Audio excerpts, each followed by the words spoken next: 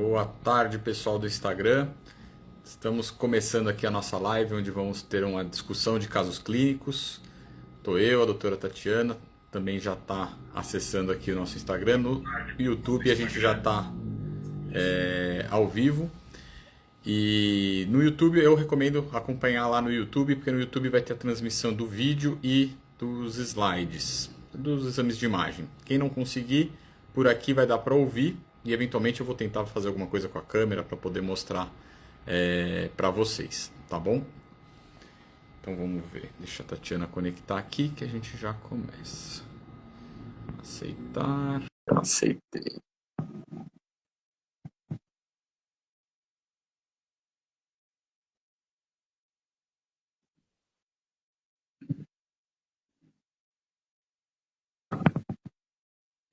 Às vezes demora um pouquinho mais para conectar no Instagram, né? Eu já aceitei sua solicitação aqui para ficar ao vivo com a gente.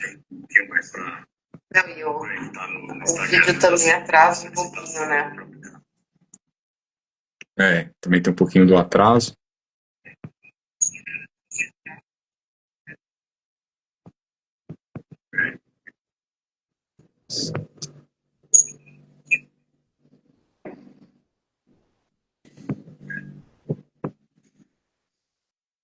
Ainda nada aí no Instagram? Não entrei ainda.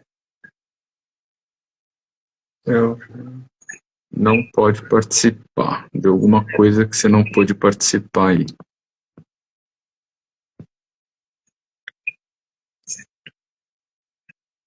Agora deu, eu acho. Isso. Agora conectou. Vamos ver só a questão da microfonia. Aqui, você abaixou o volume do seu celular aí? Abaixei. Isso, aí a gente fica só o áudio aqui do computador. Tá, mas pessoas do Instagram vão conseguir ouvir? Sim, o microfone está aberto, eles conseguem ouvir a gente lá. Eles não vão conseguir... a gente não vai fazer microfonia. Vai dar certo. O pessoal do Instagram, qualquer coisa, coloca um comentário aí se tiver algum problema no áudio, tá? Que a gente está fazendo esse primeiro teste aí. É o primeiro dia de teste do Instagram com o YouTube ao vivo juntos. Então vamos lá. Começando, a gente vai trazer um caso clínico para discutir hoje. É um caso que eu atendi essa semana passada aí no consultório. E é um caso polêmico, então vamos ter uma polêmica aqui na discussão de caso clínico hoje. É uma paciente com quadro de dor lombar e teve uma indicação cirúrgica. A minha opinião, já adianto que eu não concordei. E aí vamos ver a opinião de vocês aí, qual o tratamento que vocês recomendariam. Deixa eu trazer a nossa paciente aqui para falar. Com licença. Meu nome é Lúcia. Eu tenho 44 anos. Eu não sei mais bem o que fazer. Por isso estou aqui. Minha vida virou uma batalha constante contra a dor. Tudo começou para valer há uns 8 meses. Uma dor na parte de baixo das costas. Sabe? Um peso. Um cansaço que não passa. Como eu trabalho sentada o dia todo, no final do expediente parece que minhas costas vão quebrar. Levantar da cadeira é um sacrifício. Mas além da dor nas costas, tenho algo estranho que acontece nos meus pés. Faz mais ou menos um ano que eu sinto um formigamento constante, que começou na ponta dos dedos, e agora parece que subiu, como se eu estivesse usando uma meia imaginária. A sensação é de pisar em areia, sabe? Um chão fofo, que não me dá firmeza. Às vezes, à noite, queima um pouco. Eu fui a um médico há alguns meses, e ele me pediu uma ressonância da coluna. O resultado, bem, ele disse que eu tenho uma hérnia de disco e que era ela que estava causando tudo. A dor nas costas e o formigamento nos pés. A indicação foi fazer uma cirurgia por vídeo. Eu fiz fisioterapia. Para as costas ajudou um pouco, mas o formigamento nos pés? Nada. Na verdade, parece que está até piorando. Eu continuo sentindo meus pés estranhos, meio dormentes. E eu fico pensando, será que é isso mesmo? Uma coisinha na minha coluna pode causar essa sensação esquisita nos 2 pés ao mesmo tempo, sem eu sentir aquela dor do nervo ciático que todo mundo fala. Ah, e tem outra coisa. Não sei se é importante, mas os médicos sempre perguntam.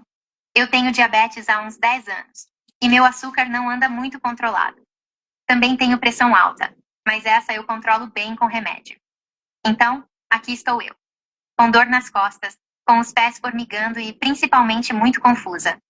Um médico disse que a culpa é da coluna, mas o tratamento clínico não funcionou para tudo. Será que estamos deixando passar alguma coisa? Eu devo operar a coluna. Então, vamos lá.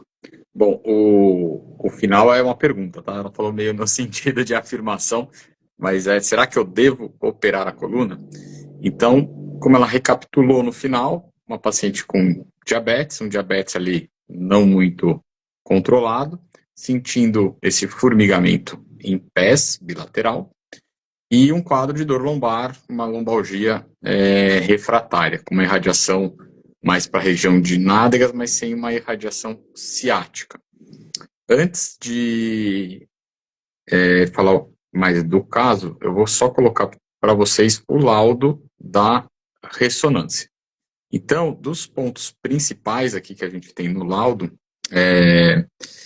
vou ler para o pessoal do Instagram, em D11 e D12 tem extrusão discal póstero-central. E aí, quando a gente ouve extrusão discal póstero-central, já acende um sinal de alerta, né? Extrusão, normalmente, é uma hérnia considerável. Com migração crânio-caudal do fragmento, por até cerca de 4 milímetros em porção caudal, promovendo leve impressão dural e sem contato medular.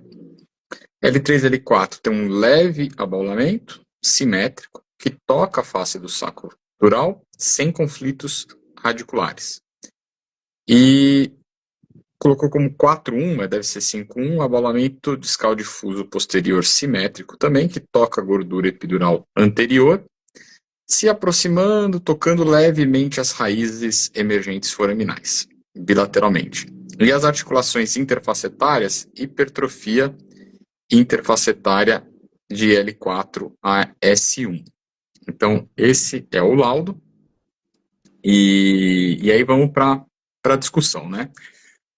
Um ponto importante aqui nesse caso, primeiro é o quadro clínico, né?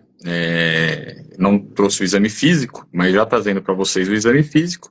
Ela tem uma dor, a mobilização da coluna, principalmente a rotação com hiperextensão lombar, e tem LASEG negativo, tá? Então, não tem déficit motor, não tem déficit sensitivo, uma discreta alteração sensitiva ali, estimulando as extremidades dos membros inferiores, tá? A dor dela, normalmente, ou é mais matinal, ou é mais no final do dia, depois de um longo período ali de trabalho, como ela falou, ficar um tempo sentada, esse tipo de coisa que gera o quadro doloroso dela. Uma coisa que eu sempre pergunto é a questão de medicamentos, né? O uso de medicamentos, ela chegou a fazer um pouco de uso de anti-inflamatório, com uma melhora discreta, e com uma piora depois que parou as medicações. E até uma das queixas é que não quer tomar muito remédio, já está cansado de tomar medicação, esse tipo de coisa.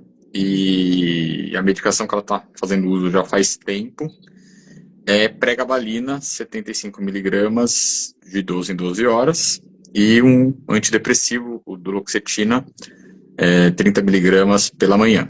Então, vamos lá.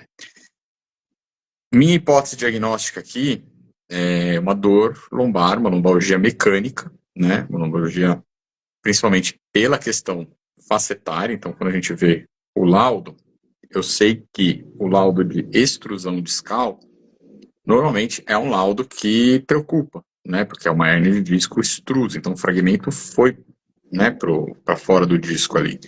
E tem migração, então isso gera, sim, uma preocupação.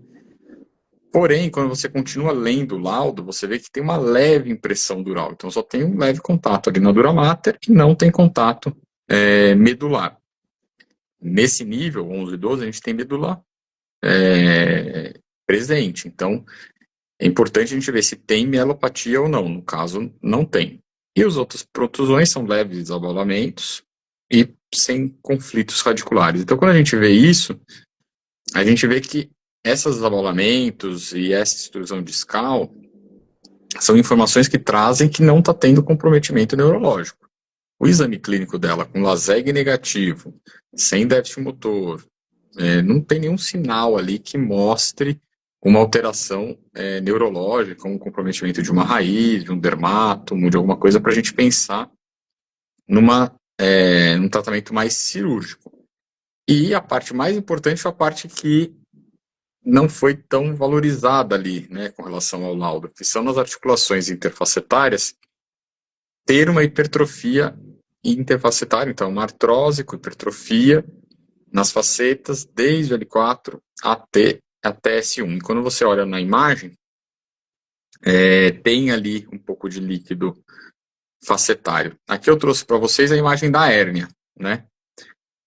A hérnia, como vocês podem ver aí no corte, a hora que você abre a imagem, vou ver se eu consigo virar aqui a câmera, de repente dá certo para mostrar. Vamos ver se eu consigo com o Instagram também. Aqui. Então, quando vocês olham a imagem, a hérnia, ela não chega nem a tocar na medula ali, né, que é a parte mais posterior. E quando você olha no corte axial, é uma pequena hérnia. Então, o exame de imagem, que é importante a gente analisar, não tem um comprometimento neurológico, uma compressão neurológica significativa. A minha hipótese diagnóstica para esse caso fica com uma dor mecânica lombar, secundário a uma artrite facetária, uma inflamação ali facetária, e o tratamento, inicialmente medicamentoso, tem que tirar a inflamação dessa região, então pode usar corticoide, anti-inflamatório, protetor gástrico. É uma paciente hipertensa, diabética, com diabetes não tão controlado. E aí? Será que a gente vai usar o corticoide? Será que a gente vai usar mesmo o anti-inflamatório?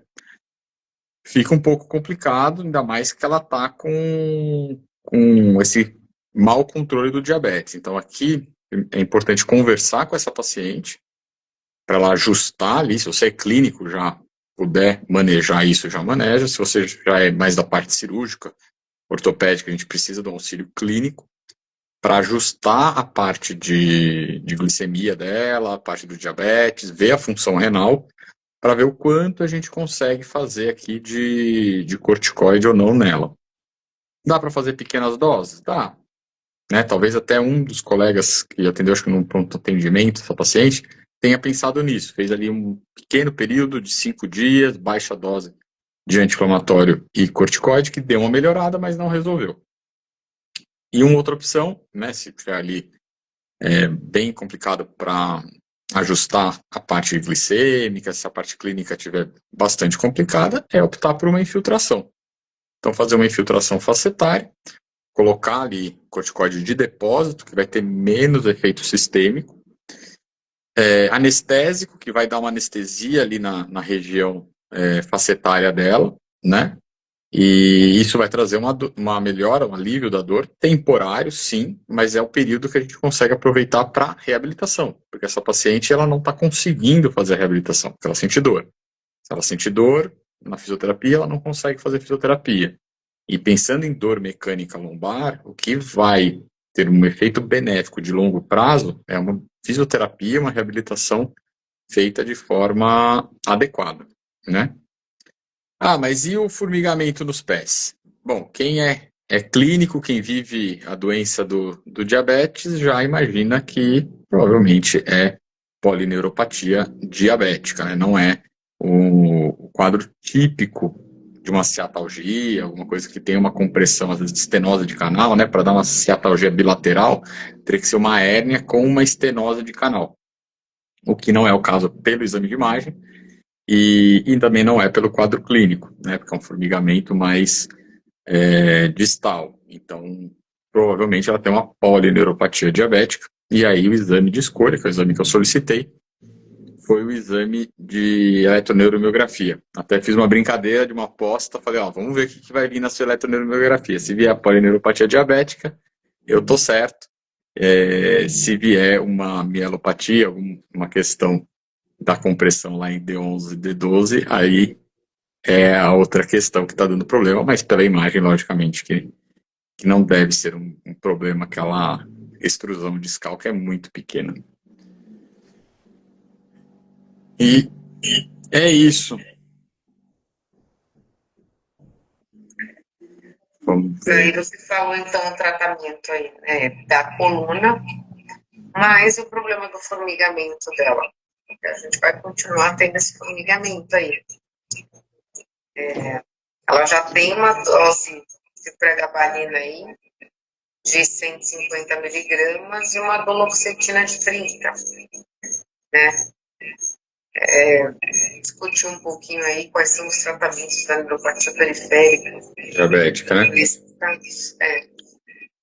Eu, para polineuropatia diabética, eu às vezes prefiro a gabapentina ou até a carbamazepina, mas aí é uma coisa mais de experiência, não é tanto de evidência científica. A pregabalina pode ser utilizada, né, mas eu vejo melhor resposta com esses outros dois anticonvulsivantes para melhorar a questão da polineuropatia diabética. Outra coisa que precisa investigar é se faz uso de estatinas, né? Normalmente é hipertenso, diabético, acabam fazendo profilaxia, acaba tendo dislipidemia também, fazendo profilaxia ali com estatinas, e as estatinas podem ser um problema. E aí tentar optar por algumas estatinas mais recentes, enfim, são dados que a gente vai ver também na eletroneuromiografia. A vitamina B12, às vezes pode tentar uma reposição de vitamina B12 também para auxiliar, não tem tanta evidência, mas também é algo que pode fazer inicialmente, enquanto dosa, faz os exames laboratoriais, vão colhendo, né? E a duloxetina é interessante, não tanto pela polineuropatia diabética, mas mais pela questão da cronicidade da dor, né? Para dar uma ajuda aí para ela que já tem essa dor já crônica. Você faria alguma coisa diferente? Então, uma das coisas características que eu acho da polineuropatia, aí diferente, né, do que a gente está pensando de ser uma coisa radicular, é porque ela não tem um dermatomo também, né? Se fosse alguma coisa radicular, se fosse uma mielopatia, ia estar mais feio, né? Mas eu, como clínica, se eu estou na dúvida, eletroneuro, que é uma das coisas que eu peço, né? A minha questão da eletroneuro é que depende muito de onde faz, quem faz, e a gente tem que ter um pouco de julgamento em relação a eletroneuro, porque depende muito do médico que está fazendo, né? Casos fáceis, na minha experiência aqui no consultório, eu vejo que ok, né? Uma reticulopatia de cipaciúme, qualquer neurofisiologista aí acha uma neuropatia dessa, né? Agora, quando é uma neuropatia muito diferente ou com alterações não tão clássicas, às vezes a gente não vê presente nada ou fica mais confuso, né? Assim, para a gente fazer esse diagnóstico, né? Porque tem outras neuropatias, não sendo só diabéticas ou radiculares, né? A gente tem as neuropatias pré-ganglionares, a gente tem miopatias, a gente tem por deficiência de vitamina, por um monte de outras hipóteses diagnósticas. Quando a gente fala em polineuropatia, aí um bom neurofisiologista é o que vai te salvar nessa hora, né? Então também tem que ter um pouco de discernimento na eletroneuro, né?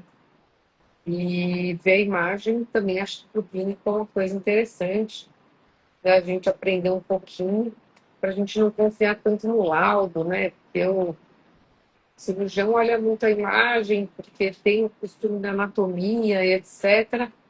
E o clínico, às vezes, come bola nisso, não olha a imagem, não aprende a olhar onde estão as coisas. E daí, quando você vê lá o exame extrusão, você fala, é hérnia, vamos operar essa hérnia. Você vai encaminhar pensando que você vai, né, arrasar. E, na verdade, você pode até estar prejudicando o teu paciente. Então, apesar da IA ainda, né, tá aí fazendo laudo, eu acho interessante a gente ter essa noção e ainda aprender a olhar a imagem, né? Eu acho que é muito importante, certo?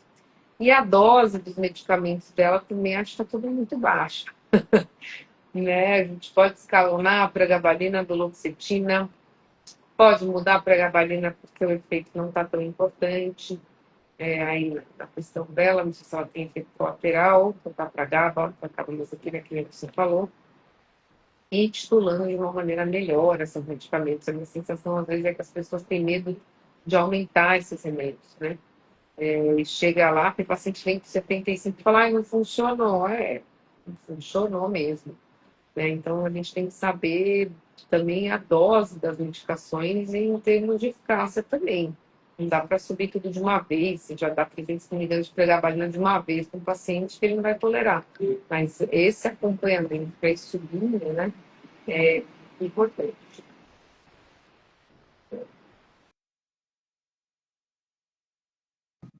Trazendo aqui a pontuação da eletroneuromiografia, essa é uma paciente que provavelmente deve ter o que a gente chama de double crush, de 2 pontos de problema, né? Ela deve ter algum tipo de radiculopatia, porque tem as protusões, eventualmente ali, alguma dessa protusão pode ter irritado um pouco, ter tido um processo inflamatório que irritou alguma raiz, pode ter uma radiculopatia leve, né? E vai ter provavelmente a polineuropatia periférica. Então, é importante o neurofisiologista que for fazer a eletroneuromiografia já ser um pouquinho mais, enfim, experiente, ter já alguns casos, eventualmente no pedido você colocar já, fazer um pedido um pouquinho mais completo, né, colocando as hipóteses que você está pensando, para o neurofisiologista que for fazer o exame tá esperto com essa questão de ter um double crush aí, nesse caso que tem uma doença na coluna e tem uma provável polineuropatia periférica, né? E as medicações é muito importante a gente fazendo esse, como você falou, né? A gente sempre faz muito esse escalonamento devagar e trazer para o paciente a questão da expectativa, né? Porque muitos também, tô tomando pregabalina, não está melhorando, tá? Quanto tempo você está tomando pregabalina? Em que dose? Às vezes está tomando há pouco tempo, pregabalina, esses anticonvulsivantes, o efeito vai demorando, né? E segundo, no caso de uma polineuropatia, falando da dormência, precisa tirar o fator agressor. Então, se o fator agressor é uma estatina, precisa rever isso. Se o fator agressor, como no caso dela, é um diabetes descompensado, enquanto não compensar esse diabetes, você está mantendo ali o fator agressor neurológico, aí não adianta pregabalina, não adianta medicação, que vai continuar tendo os sintomas. Então é importante toda essa visão multidisciplinar aí de cada questão para poder ir arrumando. E, de novo, a questão da expectativa, porque não é do dia para a noite, né?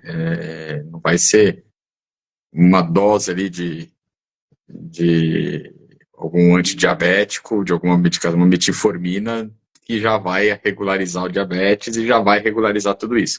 Precisa fazer o ajuste, precisa regular a dieta, então tem todo um processo que precisa ser feito, além, lógico, da reabilitação, da fisioterapia, para poder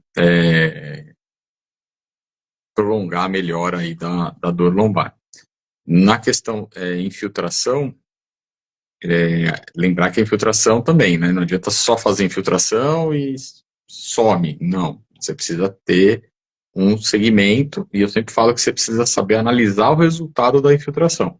A infiltração, ela, além, né, de ter um tratamento, né, aqui no Brasil a gente tem esse costume do corticoide de depósito, ainda mais no caso dela, de uma artrite facetária, de tem que injetar um corticoide de depósito, você vai ter a resposta precoce, uma resposta tardia, tudo isso na questão da infiltração é importante, né, você ter esse raciocínio.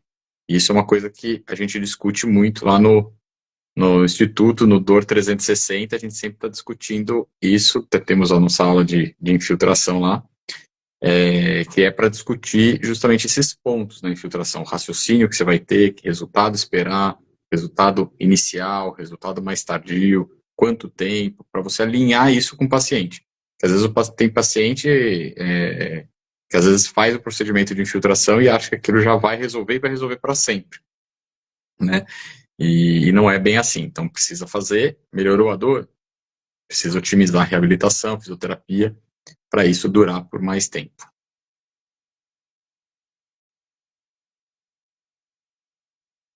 Eu acho que É isso aí, né?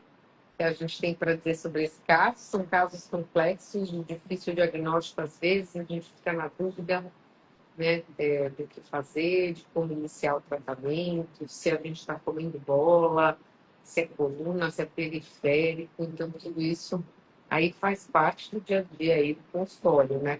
Então é importante você ter essa noção e saber fazer diagnósticos diferenciais.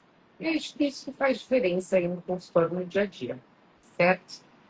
Se alguém tiver alguma dúvida, alguma coisa, para quem, terminando aqui, não conhece a gente, mas se tiver interesse, a gente tem o nosso Instagram, né, Dor 360, que tem sempre coisas lá, e a gente ensina médicos a tratar, se tornarem referência em dor osteomuscular. Então, siga lá, você vai ter muito conteúdo interessante. Se vê no Instagram, vê no nosso canal do... microfonia aqui. Se vê no canal do YouTube.